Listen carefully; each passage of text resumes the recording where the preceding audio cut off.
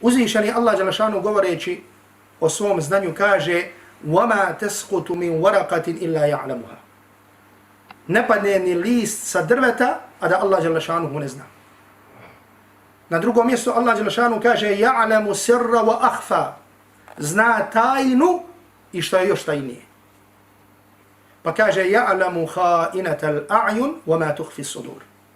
Zna iskrivene poglede i ono što kriju prsa. I također kaže Allah dželešanuhu قُلْ إِن تُخْفُوا مَا فِي صُدُورِكُمْ أَوْ تُبْدُوهُ يَعْلَمُهُ اللَّهُ. Reci, krili vi to u vašim prsima ili ispoljavali? يَعْلَمُهُ اللَّهُ. Allah dželešanuhu to zna. وَيَعْلَمُ مَا فِي السَّمَاوَاتِ وَمَا فِي الْأَرْضِ. I zna šta je na nebesima i šta je na zemlji. Wallahu ala kulli shay'in qadir. Allah se može da učini. Pogledajte kako nam Allah dželešanu govori o svom znanju. Znači nešto mi kriju u prsima, mi nešto ispoljavali. A kamali onda da čovjek pomisli, mogu da uradim to i to među 4 zida jer me niko ne vidi od ljudi.